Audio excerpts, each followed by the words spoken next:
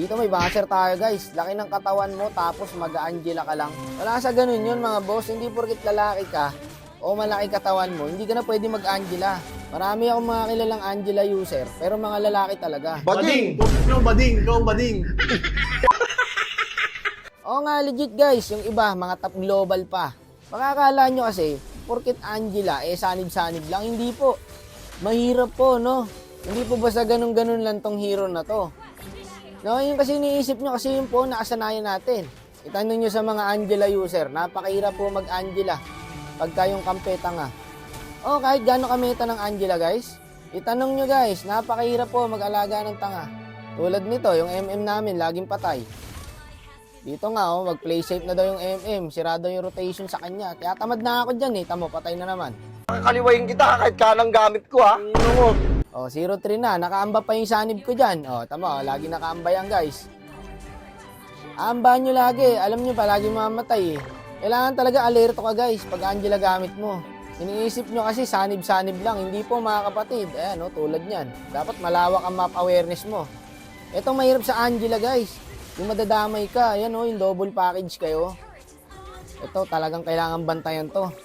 Mukhang walang magandang gagawin eh. Pagka mga ganito marksman, kailangan dyan lagi nakatutok yung sanib. Papatunayan ko sa inyo na kayang bumuhat ng Angela. Binabasta-basta nyo kasi yung mga ganitong hero. Ang iniisip nyo, walang ginagawa. Sa base lang, tapos pag mamatay, sanib. Akala nung iba, ganun-ganun lang yung trabaho ng mga Angela user eh. Pagtatanggol ko po, no? Lalo na yung mga laging nasa gym. Tapos ang main hero, Angela. Walang masama dun. No? Kayo lang naman nag-iisip ng masama eh. OP kaya na ito. Lagi kaya ito nababan guys. Itong Angela. Kasi ang lakas makabaliktad ng laro. Ito, papakita ko sa inyo. Binabasta-basta nyo itong hero na to ha. Papakita ko sa inyo guys kung paano ko pa ipapanalo itong laban na to. Ganito ka OP si Angela guys. Nakita nyo early, ginulpi kami ng kalaban. Tignan mo naman ngayon kung sino na lamang. Ito ang pinakamatrabahong hero guys. Alam nyo kung bakit? Papaliwanag ko kung bakit mahirap. Una, kailangan mapili ka. Kailangan pag nakahanap ka ng jungle, magaling. No? Tapos may jowa. Agawin mo. Kaya mahirap po ang trabaho ng mga Angela user guys. Hindi basta-basta. Hindi mo nga alam kung paano nila nagagawa yun eh. No? Mga agaw ng may jowa. Angela lang ang gamit. Marami dyan. Yung maraming hero nga na alam na agawan pa eh. Pagpapalit pa yun sa Angela lang ang alam eh. Sample, si Chake. Pinagpalit sa Mia user. Moskov na, naging Mia pa. Aray ko. O, change topic. Diba guys? Lamang na kami. Hirap na hirap kami ng early. Tinatamad na nga ako kanina eh. Pero legit guys, OP talaga ng Angela ngayon. Ang lakas makabaliktad ng laro.